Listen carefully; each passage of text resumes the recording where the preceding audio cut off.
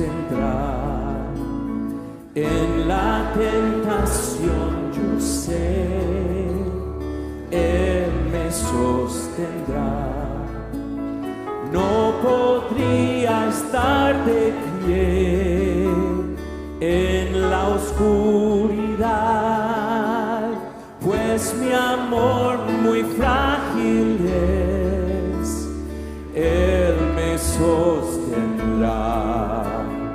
Él me sostendrá, Él me sostendrá, pues me ama el Salvador,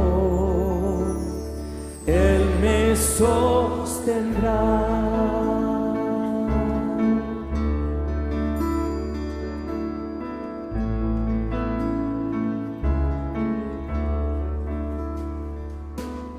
Él se goza en quien salvó, Él me sostendrá.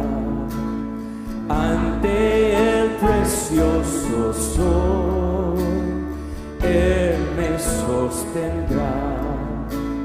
Sus promesas fieles son, mi alma guardará. Alto precio Él pagó, Él me sostendrá, Él me sostendrá, Él me sostendrá, pues me ama el Salvador, Él me sostendrá.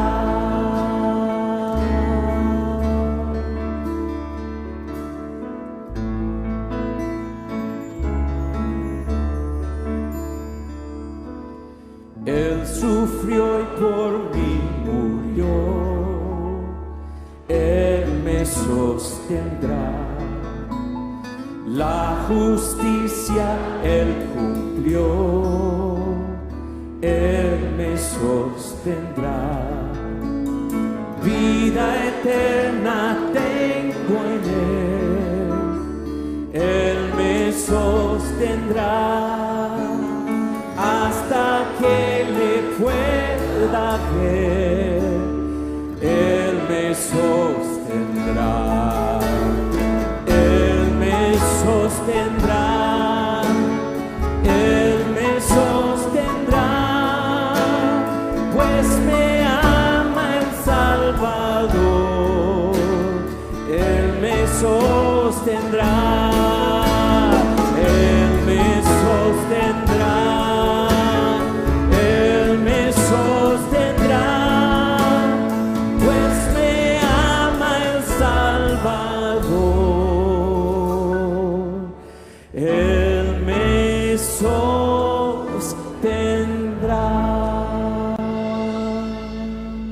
Amén.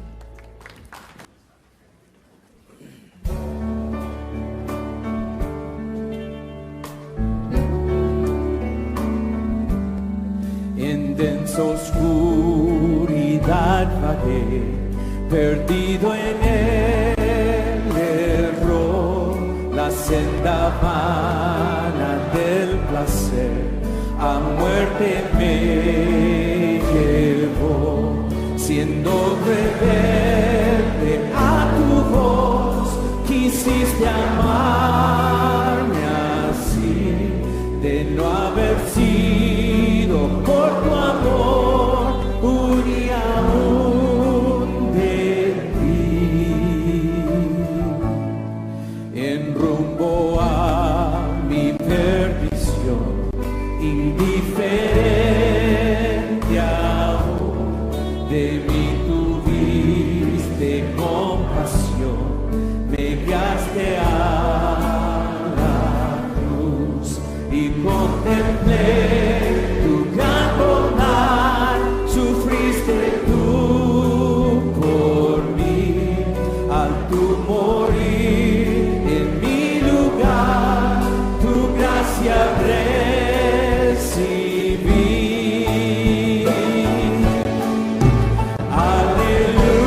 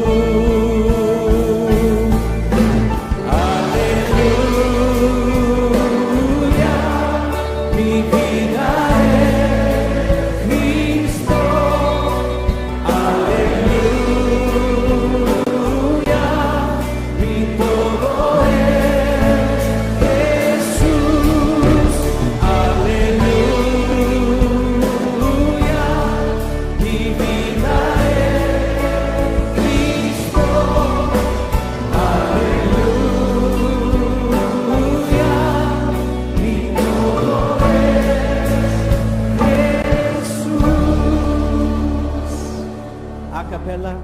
Aleluya,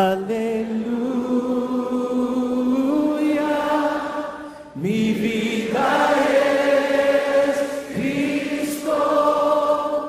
Aleluya, mi todo es Jesús. Señor, eso es lo que tenemos en nuestro corazón. Tú eres nuestro todo, nuestra vida. Pedimos tu bendición también en nuestro tiempo juntos, en el nombre de Cristo. Amén. Bueno, buenas tardes hermanos, espero que todos se encuentren muy bien. Nuevamente no podemos estar ahí presentes con ustedes, así que no queremos dejar de compartir la palabra de Dios, por lo tanto no es la manera ideal, pero lo hacemos por este medio.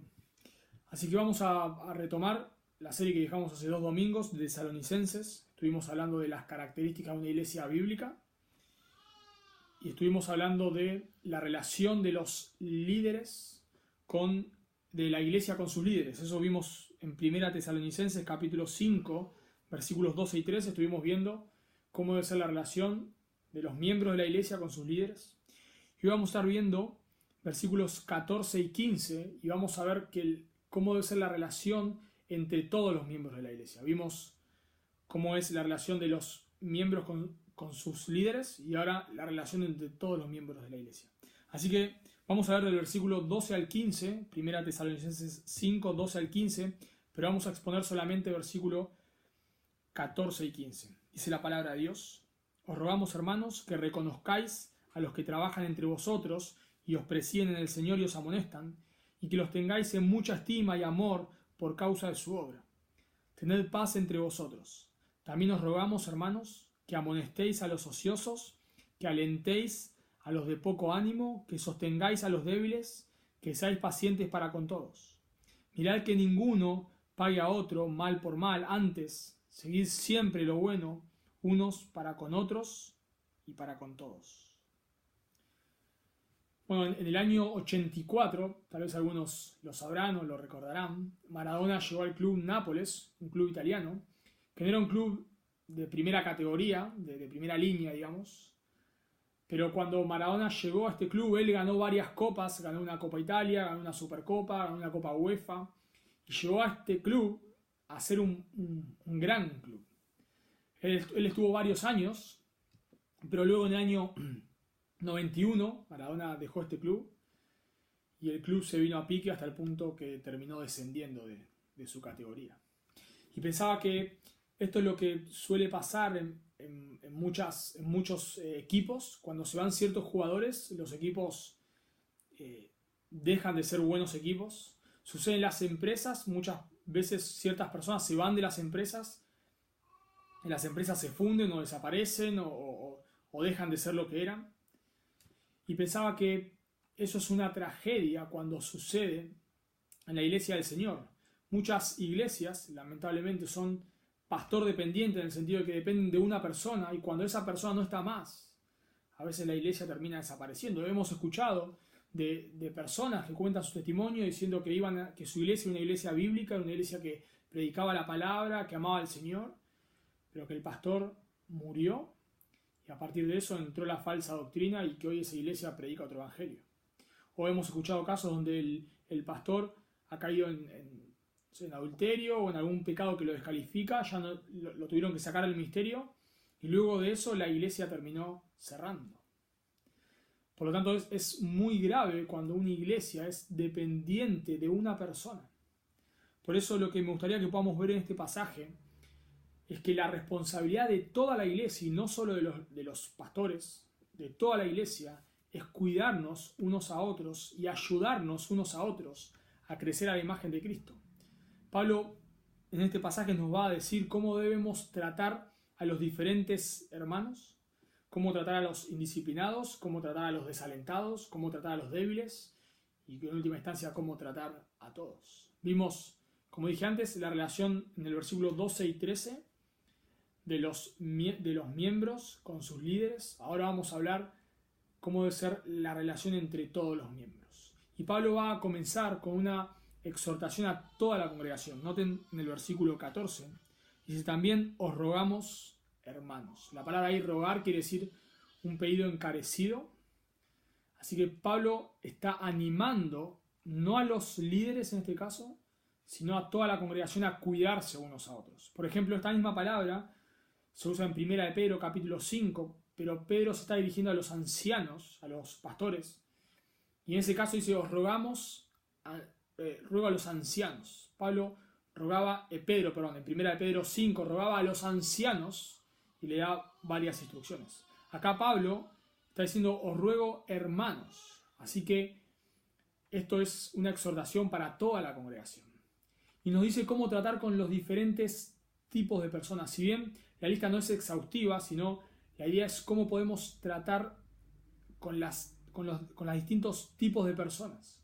No podemos, por ejemplo, animar al indisciplinado. No podemos reprender al desalentado. Sino que debemos saber cómo tratar con distintos tipos de personas dentro de la iglesia. Ahora, es importante hacer una aclaración acá. Pablo no está diciendo que en la iglesia hay creyentes carnales y creyentes espirituales, y estos serían los creyentes carnales.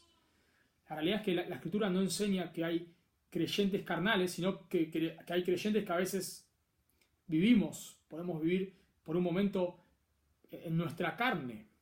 Pero la realidad es que no hay dos tipos de creyentes, sino que Pablo está hablando acá de que cualquier creyente puede caer en algún momento en algunas de estas áreas. Y entonces debemos saber cómo actuar frente a esa situación. Y tal vez nosotros estemos en algún momento, vamos a ser de los desalentados y vamos a necesitar que se nos dé ánimo. Tal vez en algún momento vamos a ser de los ociosos y vamos a necesitar que se nos reprenda. Así que esto es un llamado a la iglesia a cuidarse unos a otros y saber que dentro de la iglesia va a haber momentos donde los creyentes vamos a estar en distintas etapas y debemos saber cómo actuar. Pablo escribe a los colosenses, en Colosenses 3:16, da una exhortación muy similar. Dice, la palabra de Cristo more en abundancia en vosotros, enseñándoos y exhortándoos unos a otros. Pablo está llamando también no a los pastores solamente, sino a toda la congregación, en ese caso, a estar exhortándose unos a los otros. Así que esta es la responsabilidad de toda la iglesia, no solamente de los pastores, los cuales es su prioridad, sino también de toda la congregación. Noten que Pablo, aunque no es exhaustiva la lista, va a comenzar con un grupo de personas y va a comenzar con los indisciplinados. Noten ahí, os rogamos hermanos que amonestéis a los ociosos. La palabra ociosos quiere decir indisciplinados, perezosos, desordenados, alguien que no se somete a la disciplina. Son personas, alguien dijo lo siguiente, es preciso observar que se trata de algo, estas personas, que perturba el buen orden de la congregación, por lo que necesitan reprensión y aún verdadera disciplina. Son personas que no quieren trabajar y por lo tanto se rebelan contra la autoridad. Vemos que esto sucedía en la iglesia de Tesalónica. Pablo escribe, si me acompañan por favor a 2 Tesalonicenses, capítulo 3, versículos 10 al 14, le escribe lo siguiente Pablo a los tesalonicenses. Porque también cuando estábamos con vosotros, cuando Pablo estaba con ellos, os ordenábamos esto: si alguno no quiere trabajar, tampoco coma. Porque oímos que algunos de entre vosotros andan desordenadamente, no trabajando en nada, sino entrometiéndose en lo ajeno. A los tales mandamos y exhortamos por nuestro Señor Jesucristo, que trabajando sosegadamente coman su propio pan. Y vosotros, hermanos, no os canséis de hacer el bien. Si alguno no obedece a lo que decimos por medio de esta carta, a ese señaladlo y no os juntéis con él, para que se avergüence.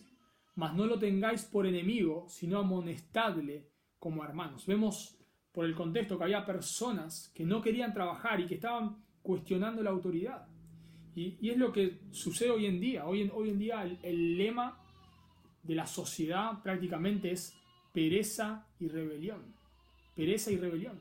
Por eso, y la pereza y la rebelión corrompe el buen orden de la iglesia. Y Pablo no lo puede permitir. Generalmente los que no hacen nada son los que más critican porque tienen tiempo. Escuchamos de personas dentro de la iglesia que están cuestionando absolutamente todo lo que se hace en la iglesia.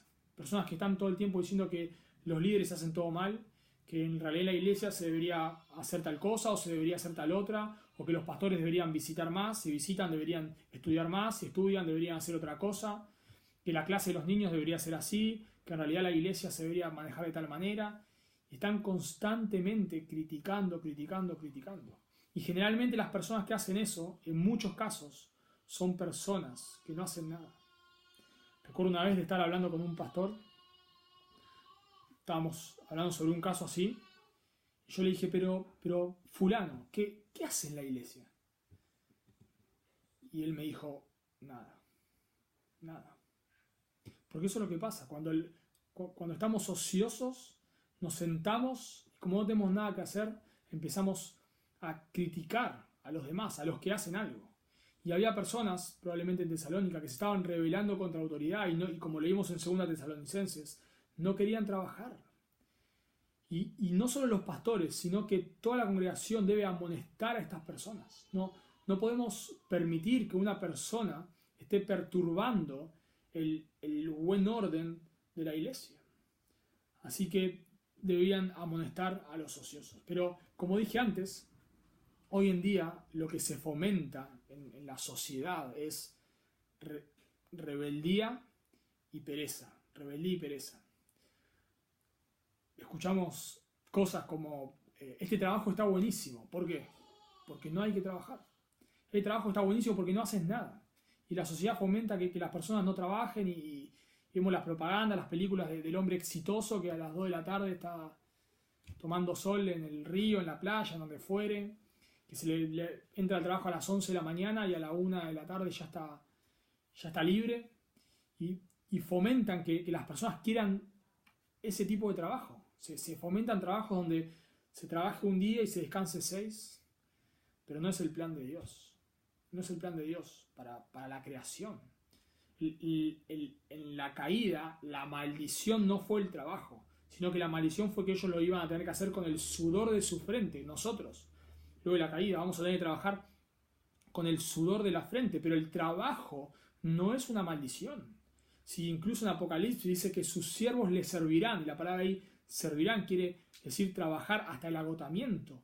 Pablo trabajaba haciendo tiendas. Cuando nosotros trabajamos, honramos a Dios. El trabajo no es algo de segunda categoría.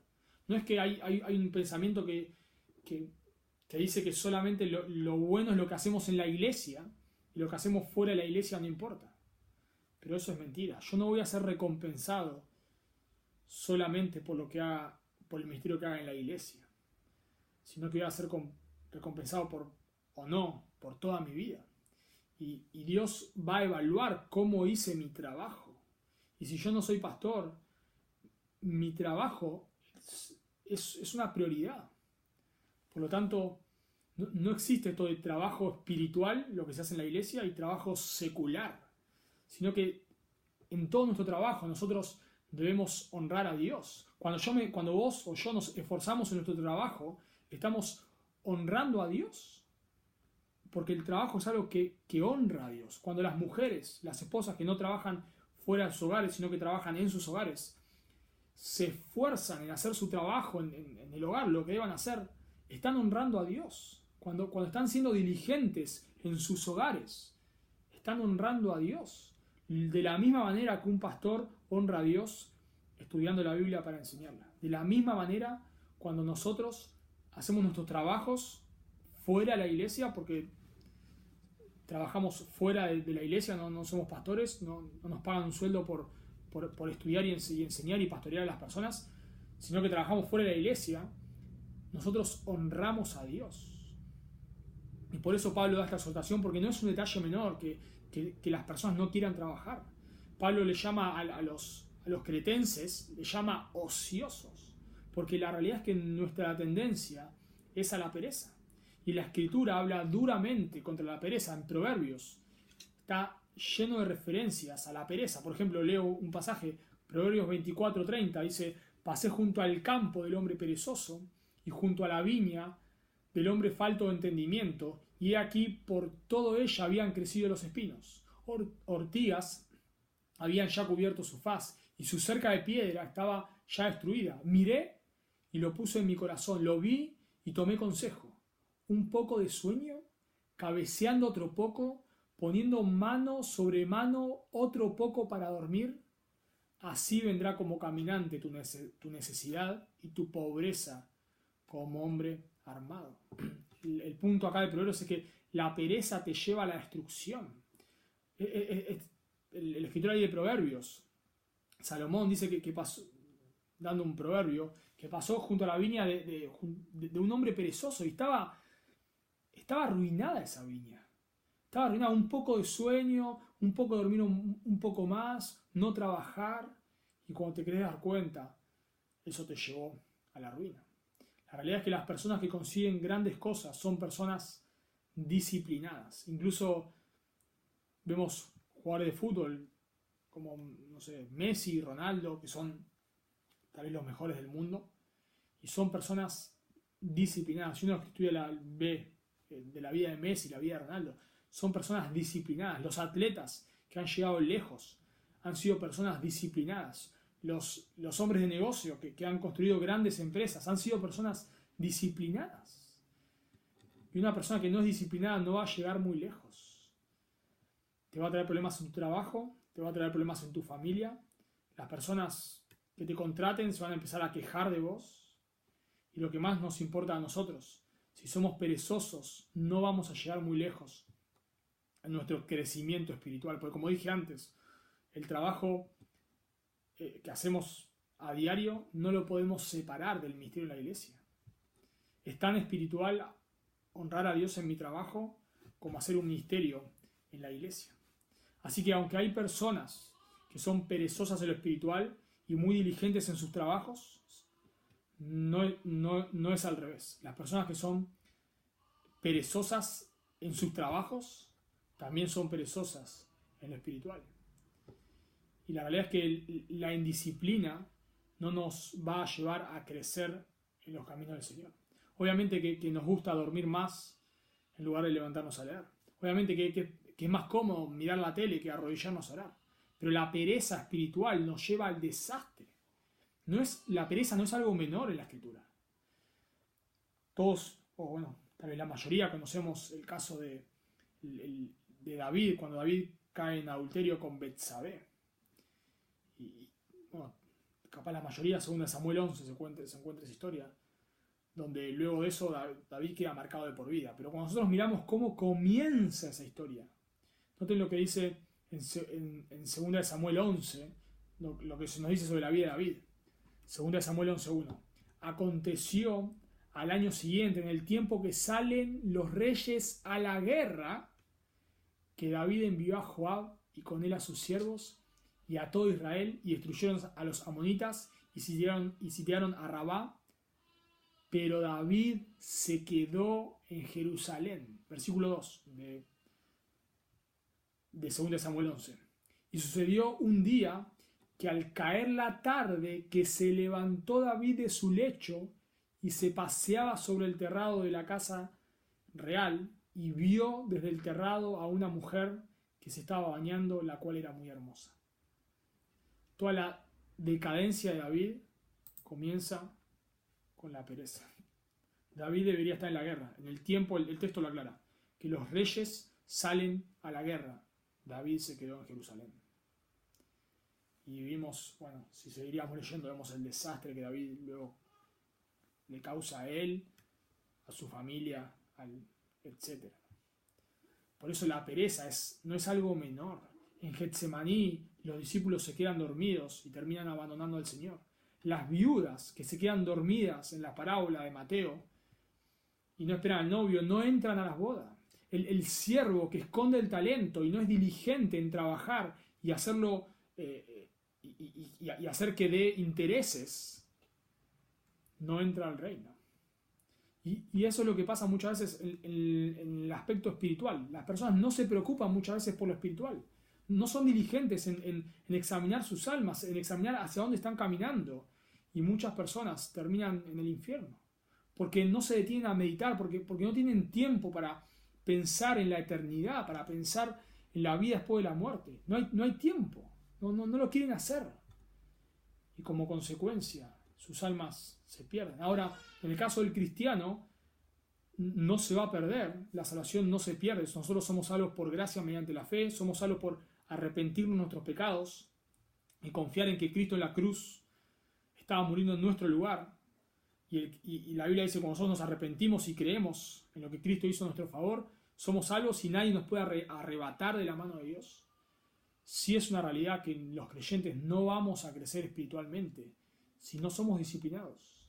Por eso dice Pablo en 1 Corintios 9, hablando de sí mismo, dice: todo aquel que lucha, de todo se abstiene. Ellos a la verdad, hablando de los atletas, para recibir una corona corruptible, pero nosotros una incorruptible. Así que yo, dice Pablo, de sí mismo está hablando, así que yo de esta manera corro, no como la aventura, de esta manera peleo, no como quien golpea al aire, sino que golpeo mi cuerpo y lo pongo en servidumbre, no sea que habiendo sido heraldo para otros, yo mismo venga a ser eliminado. Pablo está diciendo, y el contexto es ese, yo me estoy golpeando a mí mismo, pero no literalmente, no que Pablo se golpeaba literalmente, sino que Pablo está diciendo, yo estoy mortificando mi carne. No le estoy dando rienda suelta a mi carne, estoy siendo súper disciplinado. Estoy levantándome horario, acostándome horario, siendo disciplinado en lo que como, en lo que veo. Me disciplino lo máximo posible. Porque tengo miedo, por decirlo de alguna manera, de terminar siendo descalificado del ministerio. Lo mismo dice en 1 Corintios 6, 12 y 13. Todas las cosas me son lícitas, mas no todas convienen. Todas las cosas me son lícitas, mas yo no me dejaré dominar de ninguna. Pablo era una persona disciplinada. Había cosas que tal vez no son pecado. Pero Pablo dice, si eso que no es pecado, yo lo empiezo a hacer y me termina dominando, me termina esclavizando, yo no lo voy a hacer. Porque va a terminar corriendo al Señor. Entonces, el deporte es algo bueno y nos hace bien al cuerpo. Pero si el deporte termina corriendo al Señor de mi vida, no puedo permitirlo. Pablo le dice a Timoteo, en 1 Timoteo 4:7, ejercítate para la piedad. Los hombres que Dios ha usado grandemente fueron hombres disciplinados. Y si somos indisciplinados, vamos camino al desastre. Si tu vida se resume a leo cuando lo siento, oro cuando lo siento, me congrego cuando lo siento, tu vida va a ir camino al desastre. Obviamente que cada uno debe examinar su vida, no se pueden hacer aplicaciones específicas. Pero sí sé que si vos sos un creyente, porque has venido a Cristo en arrepentimiento y fe, no vas a crecer espiritualmente sin disciplina. No existe en la escritura el cristiano listo, que lo metes en el microondas y a los 5 minutos ya no peca más. Que lee un texto y ya no peca más. Que mire una predicación y ya es santo. No es mágico. No es mágico crecer en los caminos del Señor. Requiere disciplina. Dios nos va a santificar, pero lo va a hacer por medio de nuestro esfuerzo. Y justamente la disciplina se trata de hacer las cosas no porque las siento, sino porque las debo hacer. La Escritura dice, el perezoso mucho desea y poco alcanza. El perezoso quiere una familia exitosa, quiere una familia piadosa, quiere una familia que ama a Cristo, quiere servir en la iglesia, quiere hacer muchas cosas para el Señor, desea un montón de cosas, pero no hace nada. Y nada alcanza. Y Pablo dice que a las personas indisciplinadas que no quieren trabajar, debemos amonestarlas. Ahí la idea es advertir o aconsejar con respecto al comportamiento de alguien. Nuestra tendencia cuando vemos a una persona indisciplinada es decir, bueno, yo no me voy a meter en su vida, cada uno haga lo que quiera. No le voy a decir nada, es su vida, es su trabajo, que haga lo que quiera. Pero la Biblia nos dice que no, que debemos advertirle, debemos amonestarle, debemos corregirle. Es la misma palabra que se usa en el versículo 12 para decir que debemos reconocer a los que nos amonestan, los líderes que nos corrigen con la Escritura. Pero ahora la idea es que nosotros debemos hacerlo para con los indisciplinados. Ahora, la forma de amonestarlos no es de mal humor, no es estar gritándole a la persona, no es estar diciéndole de forma respectiva, así no se hace, anda a laburar, o cosas como esas. No es amonestarlo como cuando alguien nos cansa y explotamos en ira, sino que es amonestarlo con gracia y verdad. Las dos cosas. Gracia, pero también verdad. Pablo dice a los romanos en capítulo 15, versículo 14, pero estoy seguro de vosotros, hermanos míos, de que vosotros mismos estáis llenos de bondad, llenos de conocimiento, conclusión, de tal manera que podéis amonestarlos los unos a los otros. Pablo dice, ustedes se pueden amonestar porque están llenos de bondad y están llenos de conocimiento. No es bondad sin conocimiento que mira para otro lado frente al pecado. Tampoco es conocimiento sin bondad que dice las cosas sin piedad.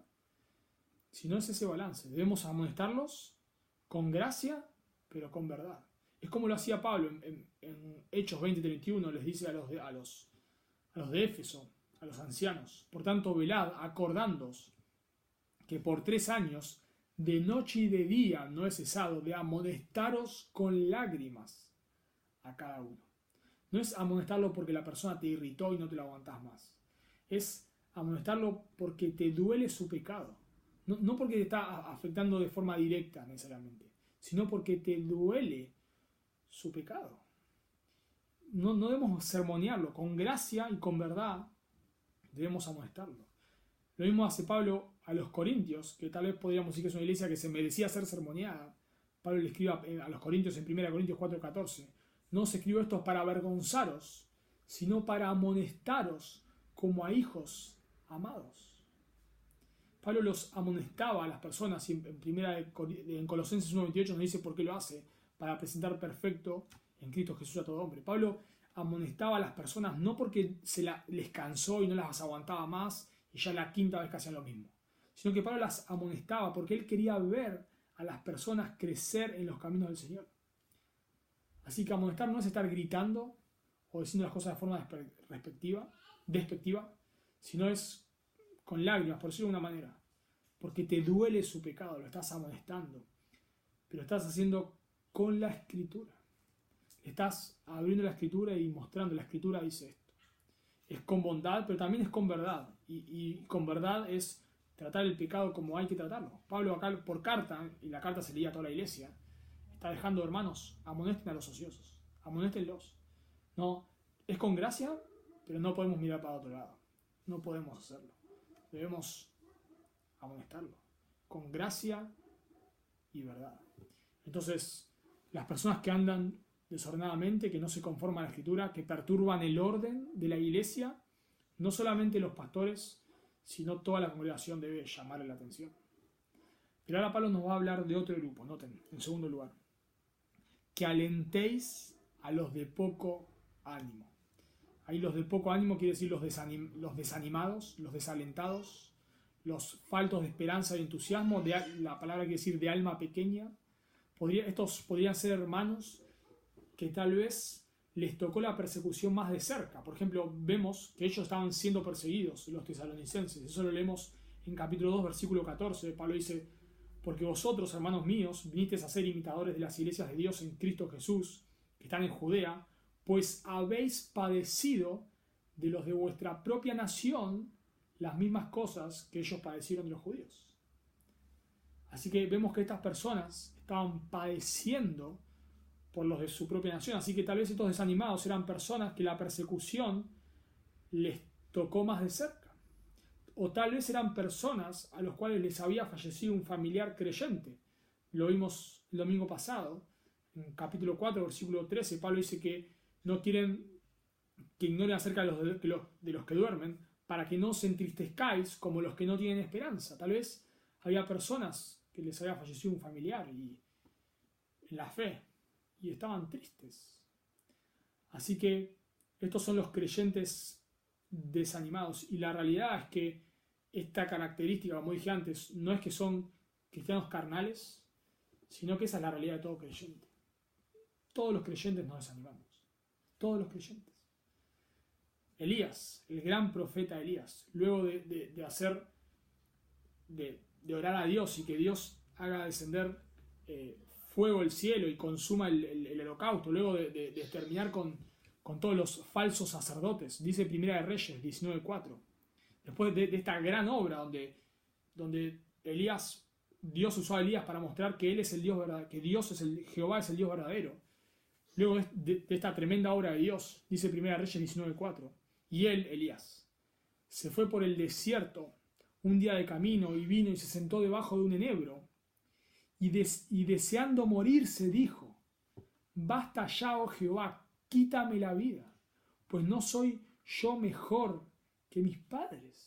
Vemos a Elías que acababa de orar a Dios, de pararse de manera firme frente a los sacerdotes de Baal, luego de demostrar valentía. Lo vemos deprimido al punto de que le pida a Dios que le quite la vida. Lo mismo le pasa a David en 1 Samuel 34, cuando los de Amelec se llevan cautivo a las mujeres del ejército. Dice 1 Samuel 34, entonces David y la gente que con él estaba alzaron su voz y lloraron. Escuchen de qué manera: hasta que le faltaron las fuerzas para llorar. Al ver esta situación, David se angustia en gran manera. Juan el Bautista, que en un momento de su ministerio había dicho: he aquí el Cordero de Dios que quita el pecado del mundo.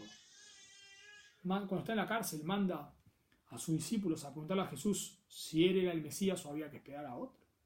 Lo vemos a Pablo desanimado en Hechos 18:10, al punto de que el mismo Señor le tiene que decir a Pablo: Pablo, seguí predicando porque todavía tengo mucho pueblo acá. No te calles, Pablo, no te calles, porque nos desanimamos. Lo mismo le pasaba a los lectores de la primera epístola de Pedro, en capítulo 4, versículo 12. Pedro les escribe: amados, no os sorprendáis del fuego de prueba que os ha sobrevenido como si alguna cosa extraña os aconteciese, sino gozaos por cuanto sois participantes de los padecimientos de Cristo, para que también en la revelación de su gloria os gocéis con gran alegría. Pablo dice: no os sorprendáis. Estas personas tal vez estaban desanimadas. Pedro les dice: pero no os sorprendáis. Estas personas tal vez estaban desanimados frente a la persecución, diciendo: ¿qué está pasando? Y Pedro les dice: no se desanimen, no se extrañen, es lo que debe pasar por causa de su fe. Y en Tesalónica, o por la persecución o por la muerte de hermanos, había personas que estaban faltas de esperanza. Y eso es lo que nos va a pasar a nosotros. Vamos a dar momentos donde vamos a estar desanimados, como los salmistas, que muchas veces oraban diciendo: Dios, ¿dónde estás? Dios, ¿por qué te has olvidado de mí? Oraban diciendo: Dios, ¿por qué no escuchás mis oraciones?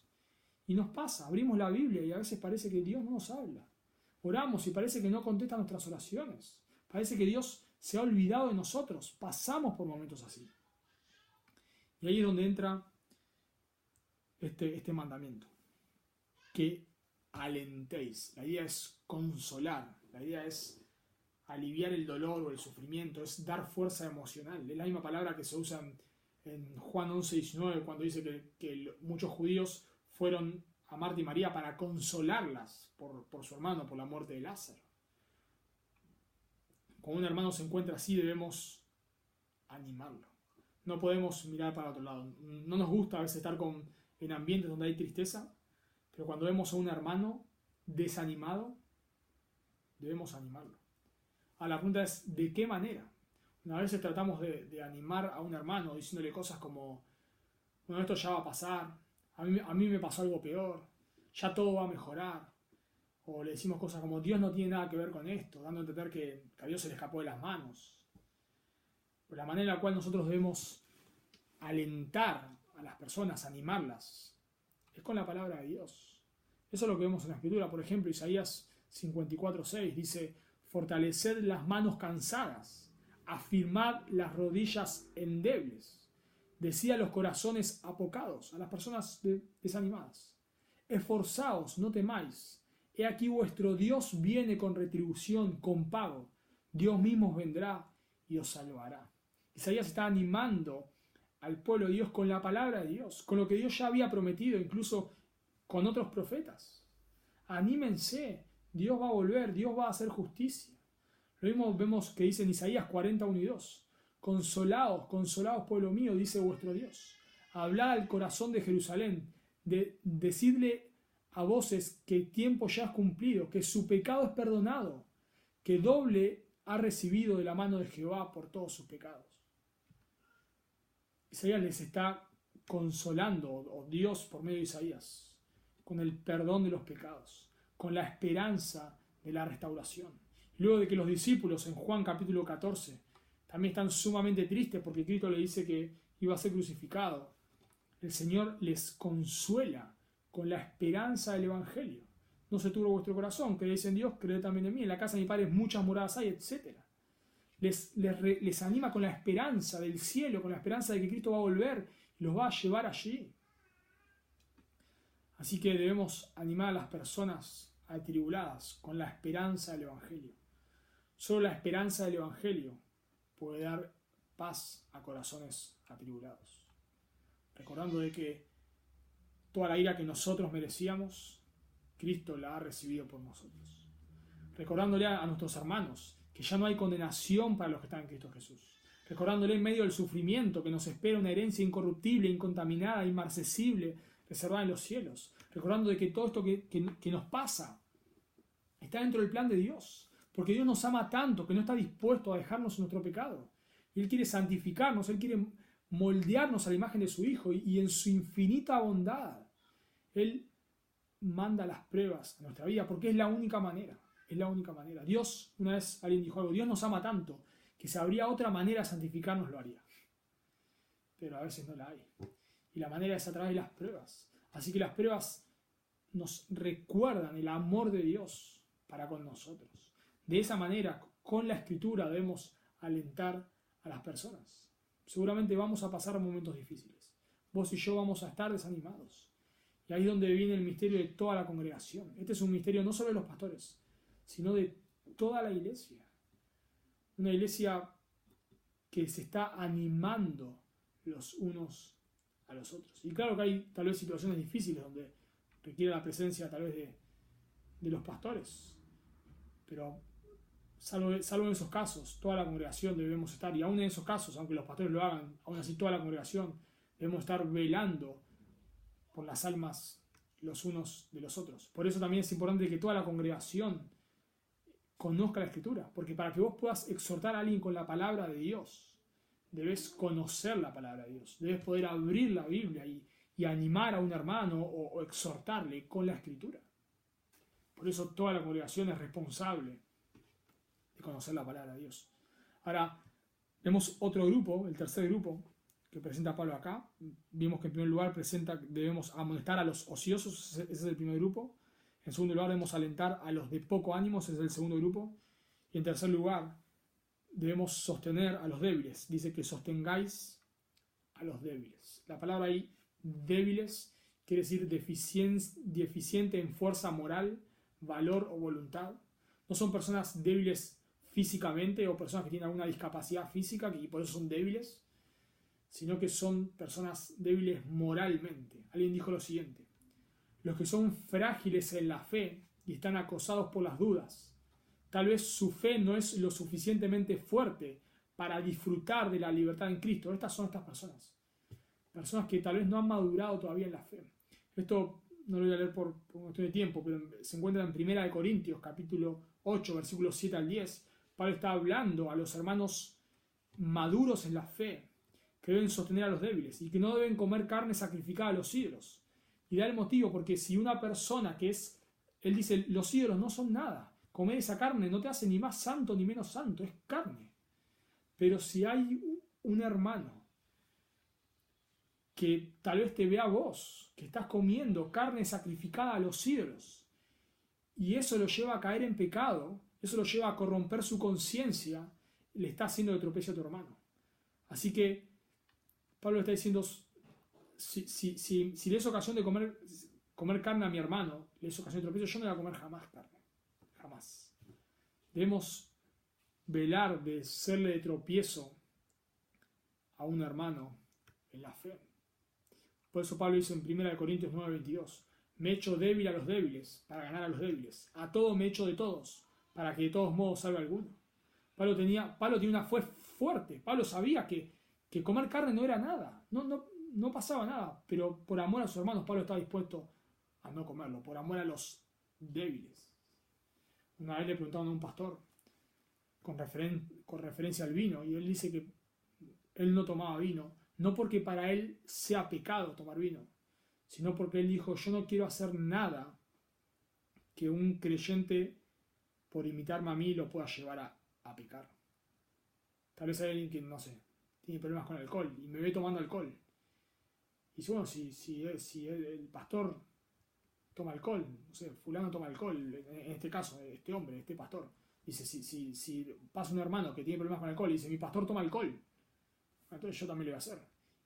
Pero capaz a él es de tropiezo y termina, no sé, en borracheras o lo que fuera, o esclavo del vino. Por eso este pastor dijo, yo no lo voy a hacer. No porque sea pecado, sino por amor a mis hermanos. Y esa es la idea. Hay hermanos que son débiles. Ahora, que sean débiles no es que son una segunda categoría, no es que son creyentes inferiores, son creyentes que todavía no han llegado a cierta madurez. Y hay cosas que si tal vez ve que su líder lo hace, aunque eso no sea pecado, lo puede llevar a pecar. Entonces, ¿qué debemos hacer con estas personas? ¿Debemos burlarnos? A veces nos burlamos de personas así, lamentablemente. Empezamos a hacer chistes sobre hermanos que, no sé, tal cosa como tomar vino, como tener tele en su casa, lo que fue, es pecado, y hacemos chistes referente a ese hermano. Y tal vez nos burlamos de ese hermano. Esa no es la actitud que hay que tener. No es la actitud. Note lo que Pablo dice que debemos ser con los hermanos débiles, con los hermanos que todavía no han llegado a cierta madurez.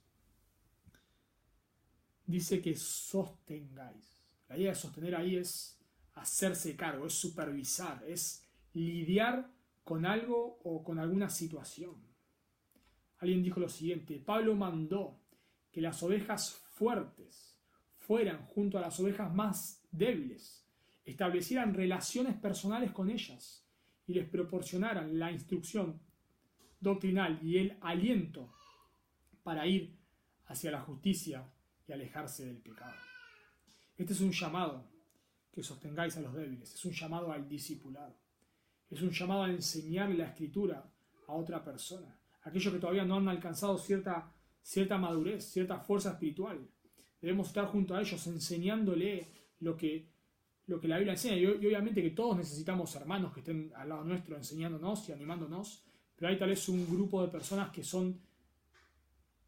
necesitan esto de una manera más intensa, como sucede en la vida. Un niño, por ejemplo, necesita más cuidado que una persona ya más adulta. Todos necesitamos cuidarnos, pero un niño, por ser niño y no tener cierta madurez, necesita más cuidado todavía. Bueno, de la misma manera, los que son a veces nuevos en la fe, o los que todavía tal vez no son nuevos en la fe, pero no han sido expuestos a la palabra y no tienen cierta madurez, bueno, debemos estar al lado de ellos, guiándolos. Esto es un llamado al discipulado. Cuando el Señor Jesús dejó la gran comisión, dice que deben ir a todas las naciones, predicar el Evangelio, bautizarlos en el nombre del Padre, el Hijo y el Espíritu Santo, enseñándoles que guarden todas las cosas. Ese es el mandamiento. Es estar ahí al lado de los creyentes débiles, enseñándole lo que la Biblia dice. Y no está hablando acá a los líderes, sino que toda la congregación. Y específicamente los fuertes, los maduros espiritualmente. Y maduros espiritualmente no necesariamente quiere decir personas que son eruditas en griego o en hebreo o lo que fuere, sino que son personas que conocen la Biblia y aplican lo que conocen. Una persona que conoce mucho pero no vive lo que conoce no es una persona madura. Una persona madura es aquel que conoce la Escritura pero que también la vive. Así que estas personas deben estar invirtiendo tiempo, discipulando, enseñando a los más débiles. Es lo que Pablo dice a Timoteo, lo que has oído de mí ante muchos testigos, esto encarga a hombres fieles que sean idóneos para enseñar también a otros. Esa es la cadena. Gálatas 6:1 dice, hermanos, si alguno fuere sorprendido en alguna falta, vosotros que sois espirituales, los maduros, restauradle. Así que, ¿qué debemos hacer? ¿Qué se debe hacer con respecto a los débiles? Sostenerlos, ir al lado de ellos, enseñándole, caminando junto con ellos, hasta que alcance madurez. Pero alguien hizo una aclaración referente justamente a este pasaje. Dice, por supuesto, presupone que las debilidades de cada miembro deben ser conocidas, no necesariamente por todos los demás, pero al menos por alguno, lo cual a su vez presupone que los miembros practican la confesión de sus pecados, sus luchas y sus temores de unos a otros. Está diciendo este autor, hay una responsabilidad del hermano débil. y es de buscar ayuda. La responsabilidad del hermano débil es buscar a alguien más fuerte que él espiritualmente y pedirle que lo ayude. No es solamente un llamado a los hermanos maduros a estar arrastrando a los débiles, sino que los débiles tienen una responsabilidad y es ir a pedir ayuda. Debemos, si sos una persona que todavía no tiene madurez, debes intencionalmente buscar a alguien que te esté ayudando en tu crecimiento espiritual.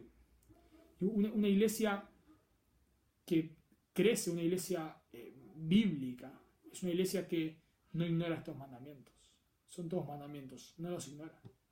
Sino que no solamente depende para el cuidado de la iglesia, no solamente depende del pastor, no solamente el pastor el único que cuida a toda la congregación, sino que los hermanos se están cuidando entre ellos. Y aunque obviamente hay mandamientos, 1 Pedro 5, hay mandamientos específicos para los pastores,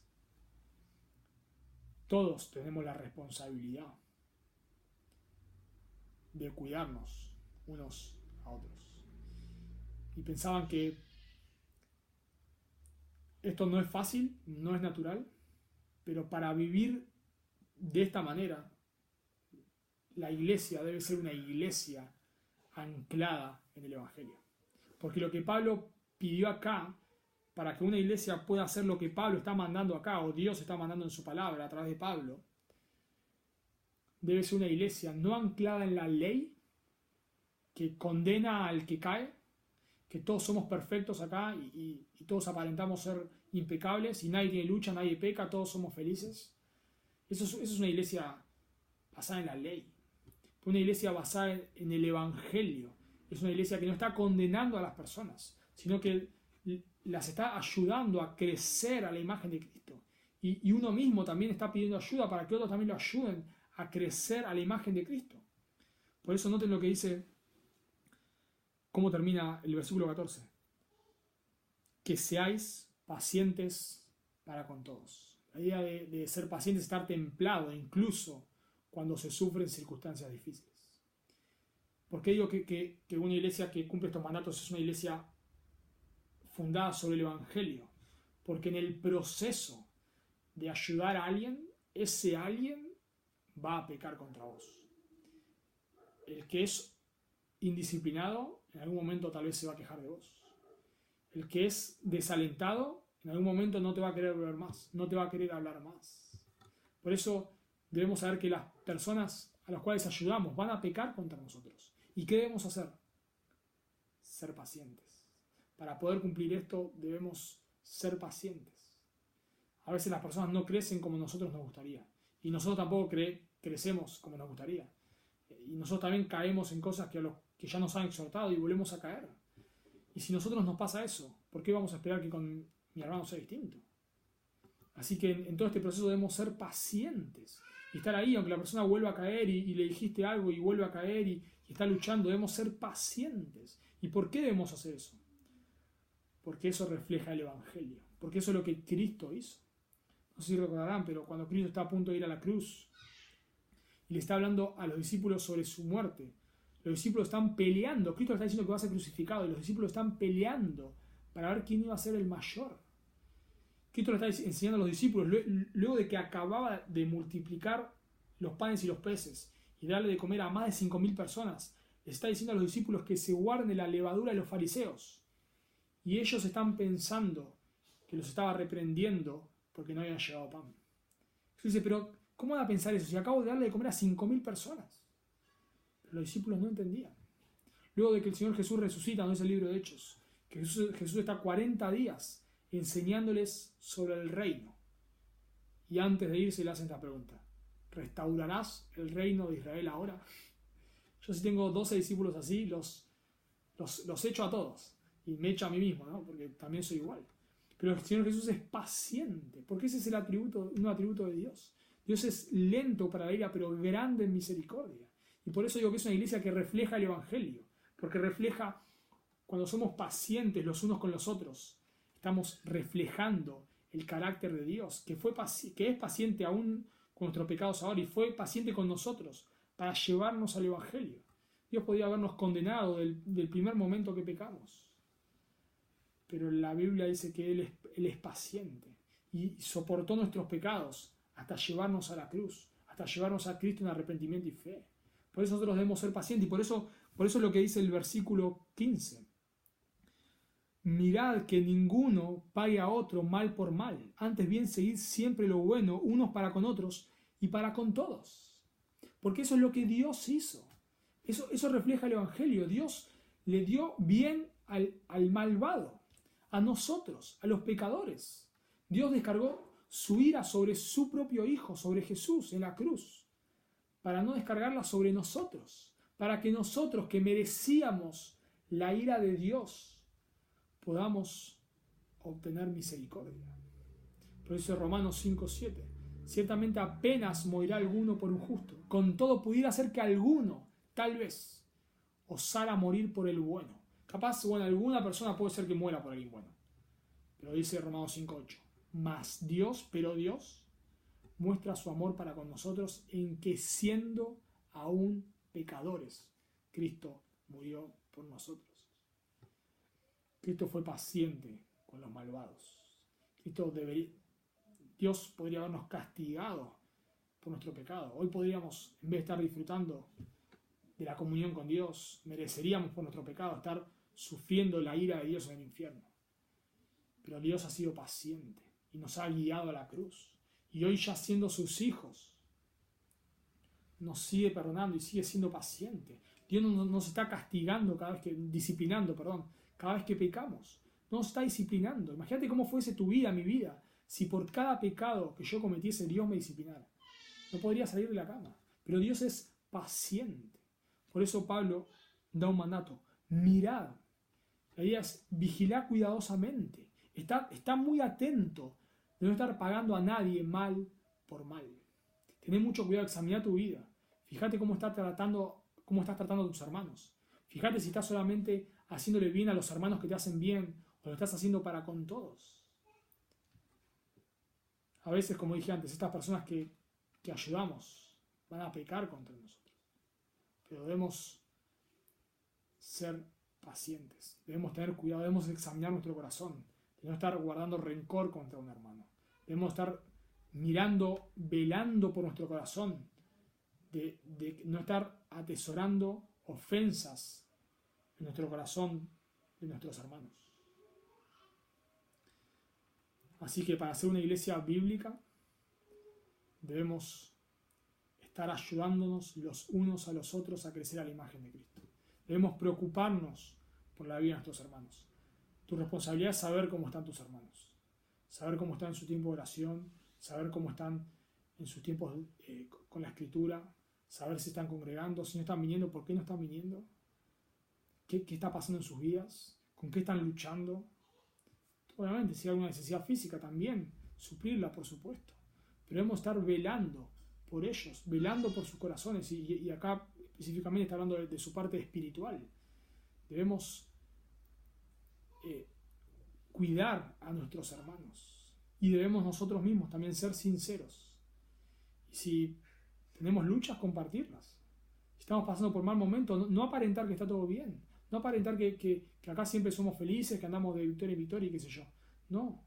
Si estamos mal, debemos compartir. Uno no lo va a andar publicando en Facebook, pero sí con algún hermano. Le abrís tu corazón a un hermano maduro. Estoy luchando con esto, ayúdame, ¿qué me podés aconsejar? Me está pasando esto, orá por mí, por favor. Y de esa manera, y luego esa persona que es fortalecida, a fortalecer a otro. Y así ir discipulándonos unos a los otros, ayudándonos. La idea es que podamos juntos crecer a la imagen de Cristo, para la gloria de Dios. Y solo para terminar, como dije antes, Dios es paciente. Y si vos estás escuchando este mensaje y no sos un creyente, déjame decirte que Dios está siendo paciente con vos. Dios te está dando la oportunidad hoy de arrepentirte de tus pecados y creer en el Evangelio, creer que por tus obras mereces el infierno, pero que Dios se ha hecho hombre. Jesús es la segunda persona de la Trinidad, es Dios hecho hombre, que vivió la vida perfecta, cumplió la ley de Dios, que vos no podés cumplir, ni yo tampoco, pero que murió en lugar del pecador, que en la cruz estaba recibiendo la ira que vos y yo merecemos. Y si vos hoy te arrepentís de tus pecados y confías en Cristo, Dios te promete vida eterna. Dios te promete pasar a ser su hijo. Pero esa paciencia un día se va a terminar. Si vos la rechazás, Dios es lento para la ira. Pero si vos rechazás, en algún momento vas a recibir la ira de Dios. Y ya no va a haber posibilidad de perdón de tus pecados. Por eso te ruego, si vos estás escuchando este mensaje y no sos un creyente, que te arrepientas de tus pecados y creas en el Evangelio. Si no entendés el Evangelio todavía, habla con la persona que te ha recomendado este mensaje, contactanos, y si lo estás viendo por algún medio, contactanos, no sé, con la persona que, como dije antes, que te pasó este mensaje, o no sé, por algún medio, por internet, por lo que fuera. Y vamos a explicarte el Evangelio, pero yo te ruego, por favor, que no te quedes como estás. Porque un día la ira de Dios va a ser derramada sobre vos y ya no va a haber posibilidad de perdón. Pero hoy Dios te está dando esa posibilidad. Hermanos, que Dios bendiga su palabra y, como siempre digo, los extrañamos y esperamos verles pronto.